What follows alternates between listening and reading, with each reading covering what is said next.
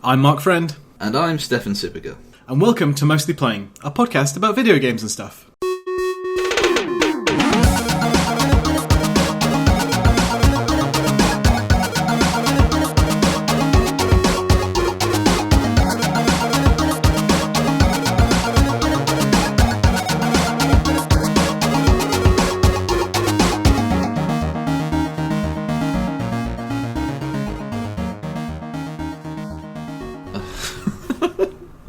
I'm just desperately trying to find inspiration. That's the title of my autobiography. Anything at all. Any kind of reaction ever from anywhere would be good. What is it like to feel, Mark? Well, you know I'm dead inside. I don't have emotions like normal boys and girls do. This is true.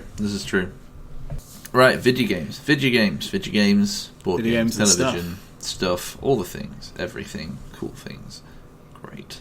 So what have you been up to then, Steph? What have I been doing? I have been... so this morning I completed the Titanfall 2 campaign. Oh, nice. Which is, I think it's about 4 or 5 hours. It's quite nice, actually. Like, it's not like... I'm trying to think of an example of a game, but a game that has a campaign, in air quotes, as a tutorial for the multiplayer, so...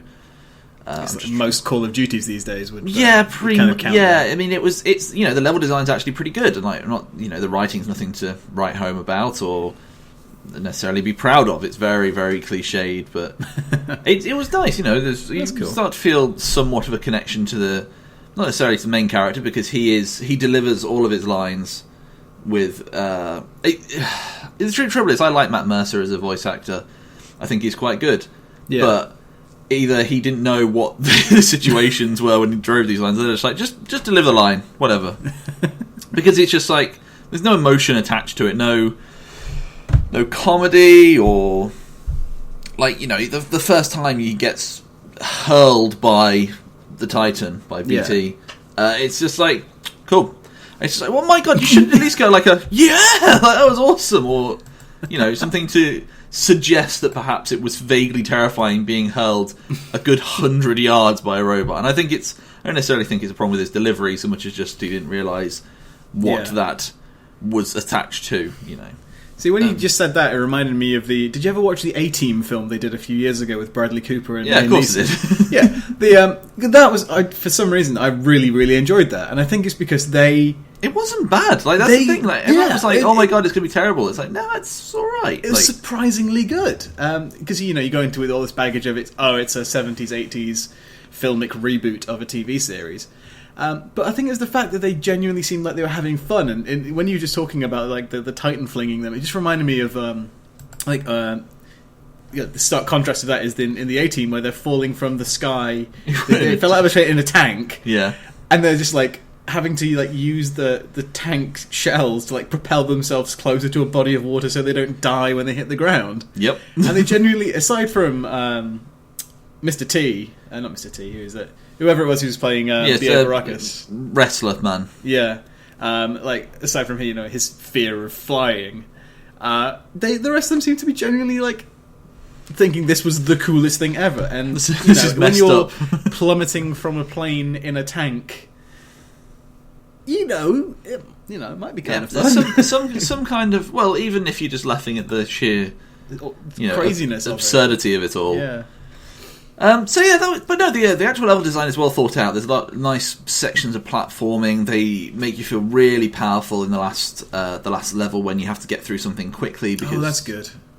Well, there are several kind of trophies or achievements for them where kill X people while wall running, kill X people while sliding. And you're like, how the fuck am I meant to do it? No, it's cool because they kind of sort it out at the end, which is really nice. And there's a long section of sort of. The majority of the campaign is you trudging around, just you and your Titan, and that's just it. And then in the last few sections, like, oh hey, this is what an actual war with Titans is like. It's like, oh cool, right? There's like 100 of us. Nice. So, mild spoilers. Fucking get over it. I don't care.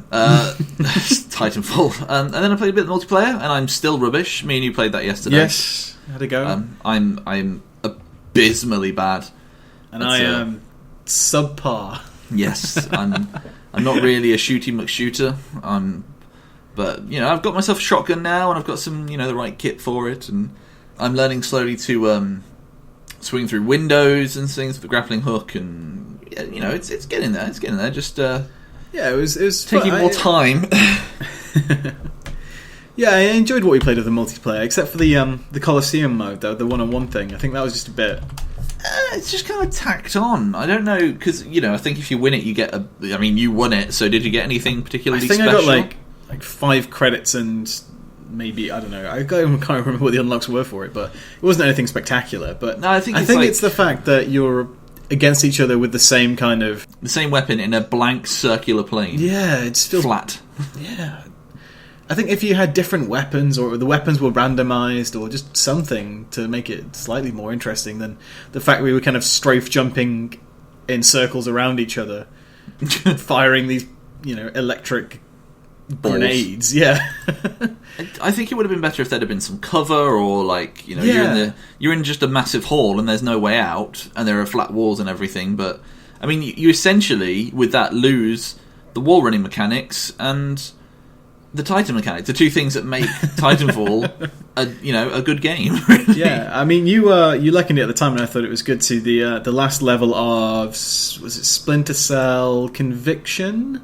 I think so. Where one of you plays, it's for the multiplayer. So one of you plays an American agent, one of you plays a Russian agent, and you hate each other to begin with. And you kind of learn to get along in the traditional, manly shooty game, and then at the end it's like, oh hey, you've got orders to kill the other agent. And me and you were playing in multiplayer, and clearly your mindset is not akin to mine. Because I was stealthing around trying to find you and take you out. Because it's for anyone who didn't play it, I think the last level is in it's in a plane, in the cargo hall of a plane, isn't it? Yeah. So it's kind of a couple of levels and lots of crates and stuff around. And I was trying to stealth around, and then I finally saw you, and I tried shooting at you because I thought, oh my god, but you just ran at me, and then broke my neck. It was quite funny. I can't remember the particular words used, but the noise you made was like, "Oh shit!" It's like you don't expect just a madman running. It's like if he shoots me, I know he's a better shot than me. So if I just run at him, but it's what we've been doing the entire game. You've been picking them off, and I've been moving around in the area behind enemy lines, so to speak, just breaking necks and taking names after I've broken necks. I assume they had an ID card. I don't know. Yeah, probably the dog tags. Oh yeah, the military's ID cards. Military name tags, dog tags. But no, yeah, Titanfall's it's pretty good. I like the original Titanfall when we played it at the Eurogamer Expo all those ages ago, and it's nice. It's more of a fun game. I couldn't play it because I didn't have an Xbox One, but it clearly suffered some just from being a multiplayer, mainly online multiplayer game, and I don't know how sales were for it, but I don't think it did too. I mean, I bought it on 360 because I can't remember why, but I all of a sudden had a real urge to play it, and I knew I wouldn't be getting an Xbox One anytime soon, so I picked it up on 360, and it was... I played it for about a weekend. I did the quote-unquote campaign where you kind of play the maps back-to-back and have the story, but then it did... because obviously it didn't have a story mode, it fed you the story in... you'd get 5 minutes of just these people talking to each other going, this person's bad, we need to extract this guy, this is what's going on. But it's like, yeah, but I'm getting my ass handed to me and I need to concentrate on the actual multiplayer bit. So the story just didn't work, and it was a real shame. And it was good though. I enjoyed what I played, but for me it burned out really quickly. And I think it was roughly about the same time I was playing Destiny as well, just starting to get into Destiny, and that kind of had that more kind of long tail. Here's all the stuff that I kind of need to do, kind of the RPG checkbox kind of stuff to it. Whereas with Titanfall, it was kind of like a one and done kind of game. I burned through the maps, and it was kind of that was fun. And then obviously the fact that not only the fact I was on, it's an exclusive game, but the fact I was on the 360, the old version of the game as well. Oh, God. There was just no one around. I think I went on again a little later, a month or so later, and there's just no one playing it. So it's just the fact there was nothing else to it. But I mean, I played the first level of Titanfall 2 as well. I got to say I enjoyed kind of relearning the mechanics and getting the hang of the mobility. But I'm looking forward to actually diving into a bit more. And I did enjoy the multiplayer, and playing with you is always fun. Yeah, it's just because you're hearing me dial off, just swearing every 10 minutes. No, it's good. It's fine. It's a very competent game.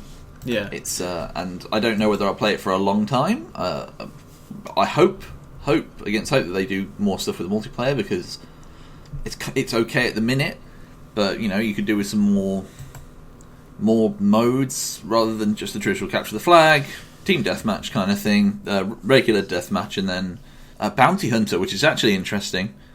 They have said that all their updates, all the new modes and maps are going to be free, though. So I don't know how many of them there'll be, but they definitely have that intent to add more content to the game. So yeah, it's pretty cool. It's pretty cool. So yeah, that's what I've mainly been playing, and then I've taken a break from World of Warcraft. Would you believe it? So yeah, I got past all the Legion story content and. It was fine. I just kind of, again, I was on my own, I was getting bored. I was like, oh, okay, cool. And then a friend of mine just said, oh, by the way, I'm looking to play an MMO. What do people recommend? And he decided on Final Fantasy XIV, Realm Reborn, and it's quite good. Yeah? I quite like it. It's What about it makes it quite good? It's hard to say. Like, I'm a sucker for MMOs anyway, really. It's not like it's something I can resist easily, but it's first of all the free trial is pretty good. So you start off, you pick a race, design your character, and there are quite a few design options for it. It's very impressive, actually. Oh yeah. And pick a job, and then you go and do your job stuff, and it's actually fairly compelling story straight away. It launches you into it. So, for example, my one was, oh, hey, you've turned up in this city of Linsa La Minsa, and it's a port city, and there are pirates everywhere, but people are going missing, so, I don't know, maybe sort that out. And then, if they just I'm so fucking tired of adventurers, just do it if you want. Well, they kind of make a big deal about you being an adventurer, you turn out, it's another adventurer, fucking hell, you're gonna rob the city, are you gonna be a problem, are you gonna be a hassle for me, because I've already got hassles. Yeah. With this, whoever's stealing people, kidnapping people. Technically, it's a theft. But yeah, you kind of go in and it's oh, hey, do this, and why you get used to the city, go and talk to this guy. This will teach you about how to buy things. But maybe you don't have to buy things because they might rip you off. Which is a very interesting way of selling it. It's in a lot of MMOs, it's not a case. It's you don't really buy anything except for reagents from shops because they don't. You can make better stuff, you can find better stuff. In this one, it's sort of well, you could do, but you'll probably find this stuff later on anyway. And I found some bronze leggings, and I could have bought them, 2 levels earlier if I had 700 gil to spare, but I didn't. So when I found them, it's okay, cool. This will keep me going. So it's kind of a. Hey, they're really going to overcharge you for this shit. Some farmer, after you've, killed 5 onion men, will give you a pair of bronze trousers just free of charge. Number of bronze trousers I've got for killing onion men, it's just innumerable by now. It's ridiculous. I'm inundated with bronze sabatons. But no, it's good. And one of the things I do like is that once you complete your class's story, so there's a story for your class, and there's a story for the introductory area, there's a story for this whole world and the events going on, and it's oh, hey, do you like your job? Do you like being a marauder, a big guy with an axe? No? Cool, go and do any other class. It's just go and talk to that guild, and they'll say, okay, here you go, have a dagger. As soon as you equip the dagger, you now become a rogue. Oh, really? Yeah, so you're a level 1 rogue, but the best thing is that say you've got to level 30 in your primary class. If you want to go back and do sorry. If you want to go back and do a rogue or an arcanist or something like that, you start at level 1, but there is a bonus given to XP that tracks with the disparity between your primary highest level class and the class you're leveling. Oh, really? So you get plus 200% XP. So you can get up there quicker, which means you experience the class stuff quicker, so because you've learned everything, so it means you can play one character with multiple jobs, and just go from there. It's a really interesting way of doing things. So are all the different classes based on the different weapons you equip then? Yeah, pretty much. If you have like your greatsword, then you're this guy. If you have your dagger, you're a sneaky guy. Yeah. So it's like, oh hey, so it's like as a marauder, for example, which is what I play, big guy with an axe. Like you can equip axes, but not a lot else. Yeah. If you want to do like a gladiator, you can just equip a sword and shield. Cool. How about a bow? Well, then you're an archer, and you level that up separately. And you get all the different skills, and you can cross class as well. So you can take skills from one class and attach them to the class you're leveling up. So currently I'm leveling a rogue with some marauder stuff, so I can stack bleeds on them while I'm dancing around and stabbing them in the back. It's an interesting, wonderful. it's a pretty cool system, and graphically it's a very different look. It's nice though. It's very JRPG because it's Final Fantasy. But I'm having a lot of fun with it. For someone like myself who's never played a Final Fantasy game, except for Crystal Chronicles on the GameCube for like an hour. Yeah. Is it something you think that a non-Final Fantasy person could get into, or is it's not like the trouble is with Final Fantasy like standalone games. They're very, very long. They take a bit of time to get going. And But this is still an MMO, so you're still walking around. It's like, oh hey, you're an adventurer with these other adventurers. Let's go do some cool shit, and then you find yourself at the center of this story. Yeah. Where you are trying to save the world essentially. And it kind of just takes. I mean, I can spoil a little bit for you if you want. So no, I'm happy to have bits of it spoiled. It's not like a traditional singular group of people heroes Final Fantasy, because it's just you and you're walking around. It's like, oh hey, go and talk to the rulers of this place because you've been chosen. You know, your deeds between levels 1 and 20 caught the attention of Admiral so and so. And she is like, okay, I need a letter delivering, and I can't really trust anybody else at the moment. This is a pretty crucial piece of stuff. So go and talk to the other rulers of the other nations and get to know them. And like, oh, cool, well, you can do this, you can do this. And this feeds into the grander story of, oh, hey, these pirates have aligned themselves with a monster race. They're just kicking shit off, and we need to band together to try and, stop everything terrible happening. And yeah, I haven't played like tons of story because it goes up to level 60, I think, in the base game, and then Heavensward expansion's already out, so that's another like 40 hours of story on top of it. So it's wow, and supposedly a very, very, very well written story as well. So I just need to get to that point. So but yeah. So yeah, I'm curious. I mean, after well, it's free. It's free to play. The first 20 levels and you don't even have to pay for the game. You can just download the game as a free to play thing and do the first 20 levels for free. And I can just meet up with you and go, hey. So yeah, because I've been looking into Elder Scrolls Online recently as well, just because they've had the one Tamriel update, which now means that you can pretty much go anywhere and do anything, and everything scales to your level rather than. And they also got rid of the because originally there were 3 factions, because you have to have factions in these kind of games, and certain classes could only go into certain factions, and now you can just do any character race and any class in any faction and go anywhere and do anything, and apparently sounds a lot better than it used to be, so I'm kind of tempted to give that a look in at some point. But yeah, I suppose I could re-download it actually. I haven't played since it first came out, and I was woefully underimpressed by it. Apparently it's significantly better. Well, they had to do something because it wasn't great. Yeah. It looks good. But in a beautiful segue, I've been playing Skyrim recently, this last week. Have you downloaded the new collector's HD pack edition thingy? Special edition, as this one is called. Yes. Although I'm yet to see what is so special about it.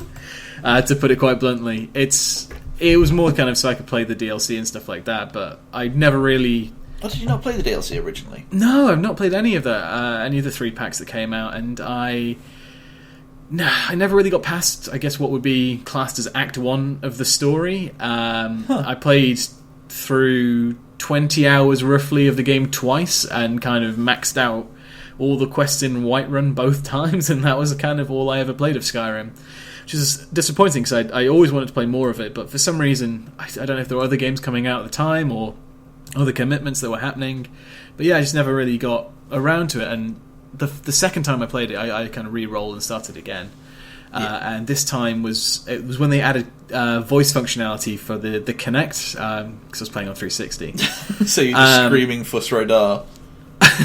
Well, no, because there was a really frustrating thing that they didn't tell you in the game. So in so R1 or RB is your shout normally, but then with Kinect, that it changes it, so it's primarily done by your voice.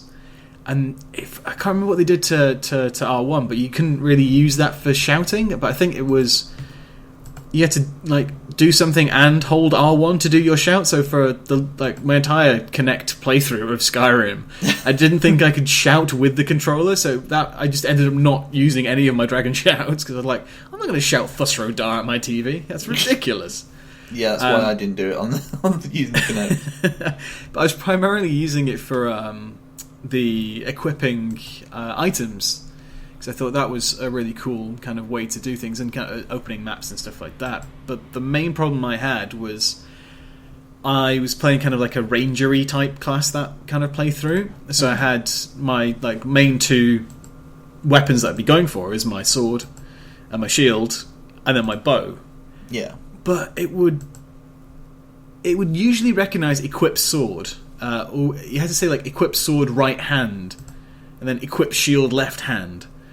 And I remember the voice command tree being ridiculous for some of the things you needed to activate. I wish I could remember more off the top of my head. But I remember, and this is what drove me crazy, and because it was obviously counter to how I wanted to actually play the fucking game, was that every time I said equip bow, nothing. The game would do nothing. Really? And I'd say like equip bow, equip bow, equip bow, nothing. And it got to the point where I had to say like equibo, and occasionally like 25% of the time that would work. So I'm having to shout equibo at my TV to try and draw my bow. All this time thinking, I wish I just put it on. Again, this was also before I realised, because there's a lot of things Skyrim is not good at teaching you. This is before I realised you could actually have stuff on left and right on the D-pad as your actual quick select items. So had I have known that as well, I'd have just completely thrown the voice command, thrown my Kinect out of the window because it was such a fucking pain. But yeah, that's it's so nice just to be able to kind of have my bow right on the D-pad. I can just draw my bow whenever I want. But yeah, just shouting equibo at the TV is not a fantastic way to play a game. But the special editions, it's nice. They've now that I'm playing it, I can see why that they focused only on the environments in the trailer for it, because the characters still look like shit. An Elder Scrolls game where the characters look bad? No. Well, just a Bethesda game. The character models are still, as old as they looked previously, and now look worse because, technology's come on a bit more. But even like their walking animations almost feel like Jerry Anderson puppet-esque. They just kind of their feet are like flopping around and making contact with the ground in weird. The legs don't quite animate properly, and so the way they walk looks a bit odd. They take like really big strides at times. Yeah. And the faces look weird. It just all the character models just still don't look good. So it doesn't look like they've really thrown much into improving that. But when you're just out in the world and just wandering around and there's no one around, it looks really good. So that is nice, and it's nice to kind of. I think it's a game I needed to play right now, because I think I played like 6 hours straight yesterday, and all of a sudden it's like, what time is it? Oh, okay, I've been playing this for a while. It's just that kind of yeah. It's that kind of nice. It's obviously the same with Fallout as well. It's just that nice kind of right. Here's the list of things that I have to do in my head. I'm going to go off and do them now, and then en route, it's like I was going to come off last night, and I thought, okay, I'll just go to Iverstead, and then I'm kind of primed to go up to High Hrothgar and kind of learn more about shouting. Walk all the way up there. All the way up there. And then it's like I got to Iverstead, and they're like, oh yeah, we've got a haunted barrow next to our village. Should probably check that out. I'm like, you know what? I'll give that a quick look before I come off. And then that's like an hour long quest, because you have to sort that out, and then you go back and they give you a dragon claw that you can then open up more of the barrow and explore more. And yeah, it's not exactly brainless, but it's just kind of satisfying. You don't really have to think too much. It's very, very traditional high fantasy RPG. Like, it's very much like, go here, do a thing, go along. Yeah. And en like route stuff happens. Yeah, I like the fact that there are lots of nice contained quests. It's like, oh cool, you've done the barrow. Well, you're kind of done here. You don't really have to come back. It's like, cool, I'll just cross that off the old listeroo.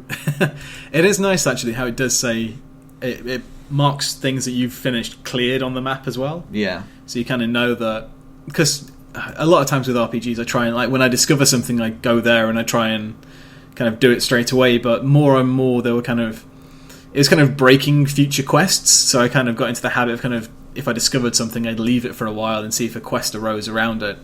Yeah. Especially with after playing The Witcher as well, there was the number of times where you'd end up like on the trail of a quest, but you hadn't kind of started it officially through like the notice board or talking to the right person. And it's nice in a way that you can kind of pick up a quest, as Geralt might in the world, and just kind of go, ooh, what's this bloodstain? And then, 30 minutes later you're slaying a massive, Cyclops or something. But yeah, it's nice to kind of, I don't know, feel more satisfying if I can, talk to the person. And well, actually, especially with The Witcher, when you want to try and agree a better pay for the job you were doing. But yeah, it's nice to kind of do that, and it's just nice kind of wandering around Skyrim again, and yeah, I can see myself sinking a lot more time into this. It's just I really wanted to kind of play through it fully now. Yeah, and now I've got all the DLC as well. It's good, and yeah, I don't know, it's just nice to be back in a way. Kind of, I'm still doing all that familiar stuff, but there's the smatterings of the DLC that's coming through at the moment. So I got back from learning how to shout at old men on a mountain. And then I was approached by some dudes in some freaky looking masks labelled cultist, and they were like, "You're Dragonborn?" I was like, "That's what the guys on the mountain said." I guess so. And they're like, "Oh, so the lies have infiltrated the minds of men. You must die because some guy with a fantasy name has told us to come and kill you." I'm like, "Oh, cool. All right, we're going to have a fight now." Oh, it's the lead into the Dragonborn DLC, I think. Yeah. Well, the only reason I know that is the quest is labelled Dragonborn, so that's what I figured. Oh. But there's still so many irritating things about Skyrim that just, from a gameplay point of view, I wish they'd fix. Stuff like, when I'm because I fast travelled down to Iverstead because I can't be asked to do the walk back down, and the cultists approach me in the middle of the town. Yeah. And then the fight ensues, and because there's a fight in a town, the Iverstead guards show up. And it's not exactly elegant lock-on system they have. You kind of swing your weapon wildly and hope you make contact. And obviously I end up like clipping a few guards as the fray ensues. And then the cultist goes down, and then the guards just like turn on me. It's like, you came into my fight, get pissed off that I hit you a little bit, and now you suddenly want to kill me. It's just frustrating. So I had to when I reloaded, I kind of warped to the aforementioned haunted barrow, and just watched the AI for the cultist go, "Oh, he's appeared somewhere else," and they just kind of walked over to me. I thought, right, now we have a safe space to actually fight.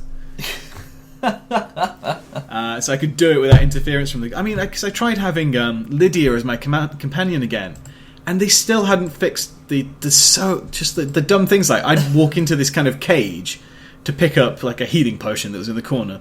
I turn around, and Lydia is standing in the doorway, and I can't get out of the fucking cage. Yep. And then also things like sneaking through an area, and then you'd see like a bandit in the distance, and then Lydia would go, "I know what I'm gonna do," and she'd sprint off and try and kill them. It's like, no, we are sneaking for a reason. We're trying to take them out one by one with my bow and arrow. Just fuck off. So I sent her away like within like half an hour of her accompanying me, because I was trying to make enough money to buy the house in Whiterun, and I thought, oh, she's a good kind of mule to kind of store all the heavy things. But just the stupidity of her character, and the fact she gets in the way. And even at one point there was like this, we kind of came across an orc in the middle of the road saying he wants an honourable death, and I was like, yeah, I'll give you that if you want. And as I'm attacking him, I'm using my flames and my axe, And obviously Lydia's standing right next to him, and Lydia takes the brunt of damage. She goes, "Hey, I'm on your side." It's like, fuck off, okay? Like, I know you're trying to help. I'm not good with an axe, alright? It's fine. I'm sorry. And the other thing that really annoys me as well is I went into someone's house at 8 o'clock, 9. It was fine. Like, the door wasn't labelled like I was lockpicking or trespassing. I was in the house to talk to a guy about a quest. And as I entered, the clock must have just ticked over to trespassing time. So as I'm talking to this guy handing a quest in, his wife and son are both going, "You have to leave. You have to leave now. You have to leave." Just on loop every 10 seconds. It's like, I'm having a conversation. Come on, please. I'm talking to this guy about a quest. I'm fine. And then I left the house. And then for about, 45 minutes wandering around Whiterun, kind of meeting everyone and doing all the little errands. Every time I pass the guard, they would go, "Hey, I know you." And I'd be like, have they just taken out? Is this a replacement for I took an arrow to the knee? Because this is all they're saying. Well, hey, I know you. Yeah, and I'm like, okay. And then as I love the I know you. It's like, cool. They just keep walking. walk off. Yeah. I'm quite a celebrity around here, if you don't know. Everyone knows me. But then went to do the bit of the quest where you kill the first dragon. And as we got to the ruined watchtower, there was a guard kind of all squatted and kind of looking scared. I thought, because I couldn't remember the quest well, I was like, oh, do I have to talk to him before the dragon comes? Yeah. And as I'm talking to him, he's like, I walk up to him, he's like, "Hey, I know you." And I speak to him, and then it's got the text for the fact that I had a 5 septum bounty on my head for this fucking trespassing that I did in this house when I was trying to turn in a fucking quest from the woman in the sun. It's just like, what? Do you accept gems? So luckily one of the dialogue options was, I don't really have time for this now, because as I was speaking to him, the dragon swooped down. And then the dragon landed, I think, the dragon killed him in the process, and I kind of thought, ooh, I've got off scot-free here. But it was ridiculous. It's little things like that where it's just I'm not trespassing, fuck off, okay? Just because I happen to be in your house, legally at this time, and then I stayed a little too late. It's legally not trespassing to begin with. Yeah, because I remember there was that was the one thing that really fucked up. I think I can't remember exactly what the result was, but in Oblivion, that was what really fucked me in the ass because I had to put it politely. Because there was when I played Oblivion, I ended up on this 10-hour excursion because I slept in a bed and I got bitten by a vampire and I became a vampire. And then I thought, I'm going to play this as a nice guy, so I wasn't drinking blood, which made me look more and more vampiric. And then I had to talk to a guy in order to get something key in order to cure my vampirism. But he wouldn't talk to me because I looked too much like a vampire. So I waited till he fell asleep, drank his blood, looked human again, spoke to him when he woke up, which I thought was the ultimate insult for someone who's too scared to talk to someone who looked like a vampire. I'm going to feast on you while you sleep. And then I got all my stuff and went to this woman who was going to mix me the potion. But I think what happened was I fast travelled to her, and again I'd not consumed blood in a while. Fast travelled to her, and it was midday, so I was immediately taking tons of damage from the sun. Went into her house thinking I need to get out of the sun, but it counted as trespassing for some reason. So she immediately turned hostile, and I had to kill her. Which means you're a permanent vampire. Yeah, as I recall. Yeah, it's well, this is how I live now. Oh, that was just such a... the stupid systems in that game sometimes really work against you. I think it's the same just the world over really with these type of games. Yeah. I think that's the kind of the beauty and the curse of Bethesda games is they give you these huge worlds to mess around in, but they overlook such important little details like that. And poorly developed world. Yeah. But yeah, I'm probably going to sink a lot more time into Skyrim. I've decided this time to play it as an axe-wielding Viking, so that's fun. Getting to experience all that. I've tried to do that, but in the end I always go back to Sneaky Bowman, or Bowwoman, depending on what I'm feeling like at the time. Well, I still have my trusty Equibo to use as and when I need it. But this time I don't have to shout that at my TV. I just press left on the D-pad. Yes. But yeah, it's. I'm glad you're getting on with it. Yeah. Other than that, I think the only other thing I've been doing recently is Netflix very kindly emailed me to say that I might enjoy watching Rick and Morty, and they just put it on Netflix. So I kind of watched the first series of that relatively quickly. They've just put series 2 on there, but I've not started it yet. Oh, but, yeah? I don't know if I will, is kind of the problem. I said this to you a week or two ago, is that I found it was fine, I just didn't find it funny. And that's kind of a problem if you're watching a comedy. Yes. Yeah, I can empathise with that. So I find it relatively funny. I think it's quite amusing, but by the same merit, it's frustratingly, I don't know, like there's something about cartoons that I just don't, I think I will struggle to find them funny as sort of live stuff, and I don't know why that is. But that's just the feeling I'm getting comes from this and from Adventure Time and from, a lot of Adult Swim stuff. I just don't find amusing. But it's weird, 'cause, I mean, I'm quite into my kind of, if you call it adult cartoons, it does sound a bit wrong. But stuff like, Archer. We all know you're into hentai, mate. It's fine. Don't worry about it. Shit, my secret's out. My secret shame. My secret shame.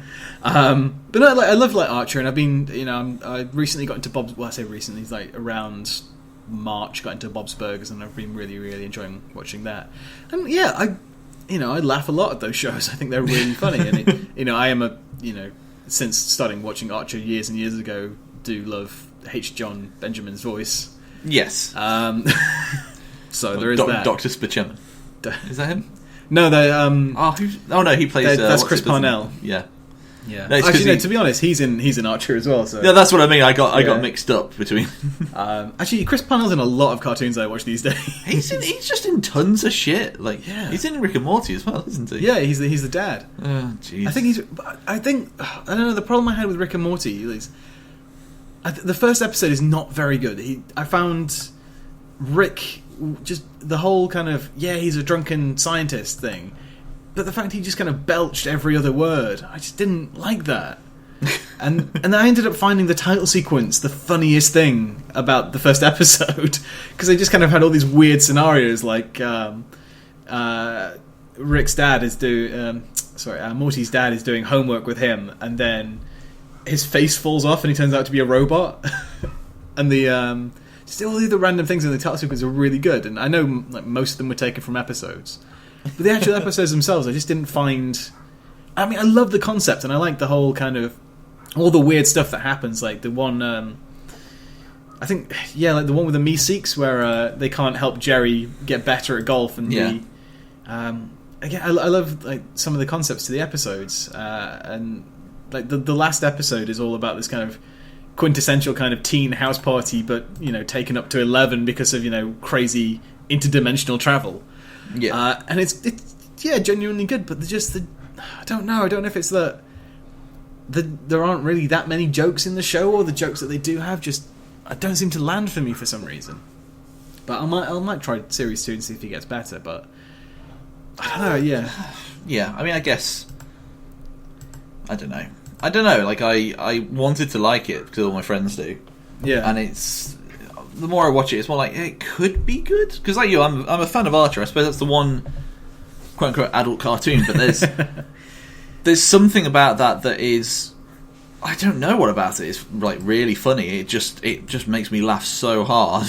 Yeah, I think because it just embraces how stupid it is at times, and I think it's because like I was gonna say everyone's kind of a straight person except Archer, but they're all ridiculous. But I guess it didn't start that way. Everyone kind of got crazier and crazier, but it didn't ruin the show in the same way that, like with The Simpsons, how he kind of got crazier and crazier, and the characters got crazier and crazier, and he started to think, well, this is rubbish now. But I guess Archer didn't really start off being kind of... I was actually thinking about this the other day. The Simpsons actually started off with this really weird sense of normality to it. Well, not weird sense, but like everything was kind of like... It was quite a weird sense of normality to it. Well, still, it's like the first episode is kind of like it's The Simpsons roasting on an open fire was like the first official episode. And it's about them not having any money at Christmas and adopting a greyhound, and then you kind of warp forward 26 years and they're doing like weird shit with Lego and I guess trying to stay relevant. But they have, I think if you compare it to something like South Park, the first episode's all about anal probing and alien abductions. And as much as I hate Family Guy, one of the few episodes I've seen is the first episode, and Peter becomes the Grim Reaper for a week. And kind of both those series set it up to say, this is what our show is going to be. It's going to be, kind of a family or kind of a group of friends, but it's going to be crazy. Whereas The Simpsons was kind of normal, and even on some of like the crazier early episodes, like Bart Gets an Elephant, or even the second episode, Bart the Daredevil, where he's going to jump over a gorge, it still feels kind of normal in a way. And even in like Bart Gets an Elephant, which is kind of one of the weirder early ones, it's still a normalish thing. It's like the call in the radio, the disc jockeys are like, if you win you can have an elephant, and then he's like, alright, where's my elephant? And then they have to give him one. Although the elephant saving them from a tar pit at the end of the episode is a bit weird. But no, it's still good though. But yeah, even though Rick and Morty started off with, the first episode was really slow, and you can't super judge everything on its first episodes because stuff gets better, and the first episode is kind of like them trying to set themselves up for what's going to happen. But I don't know, I just didn't feel. Yeah, no, I get you. Nothing's really made me laugh out loud with the show. Whereas I've just started watching BoJack Horseman after many recommendations from people, and the first episode wasn't fantastic. I still found it amusing, and then in the subsequent episodes, there's been stuff that actually makes me really laugh. And they set up and deliver the jokes really well, whereas I don't think you get that much in Rick and Morty. I think they try and most of the jokes just come from just a quick crazy thing that happens. Yeah, there's no setup for the joke really. But yeah, I might give the second series a try. But it's weird because it felt like something I should really like, and I liked most of what Dan Harmon did with Community. Up until midway through series 3, pretty much. Like where everyone says it gets a bit shonky. Yeah, well, the problem with Community was, to start changing the subject again, is that they kind of said, oh yeah, we're going to do fewer concept episodes because they did some really good ones to start with. They had kind of the mafia one with the chicken fingers, and they had the paintball one in series 1. Yeah. Then they did their amazing Apollo 13 one and the Halloween one in series 2, and then they just started doing more and more, and then every episode became a concept one. And then they started repeating stuff, like they did another Dungeons and Dragons episode because they'd already done one, and hey, let's do another one, and they had to keep doing fucking paintball every year as well, and just yeah. But yeah, it's I think it's worth trying to watch it. But I get what you mean about Adventure Time. It just feels weird for the sake of weird. Yeah, I'm just trying to think of anything else I want to say about it, and I really can't. I can't think of anything really. But yeah. Well, I don't really have anything else. I haven't really been doing anything else. Yeah, that's about me as well. So I think that's about it for this week. So yeah, if you've enjoyed the podcast, do that whole rate and review thing that everyone makes such a big deal about, or tell a friend. I apparently think that one works better. If you want to get in touch with us, you can email us at mostlyplaying@gmail.com, or you can contact us through the website. You can go to mostlyplaying.com. It's on Facebook, it's on Twitter at mostlyplaying. Stef's on Twitter at House of Moose. I'm at Marcus Friend if you want to get it directly. I think other than that, thanks for listening, everyone. Bye.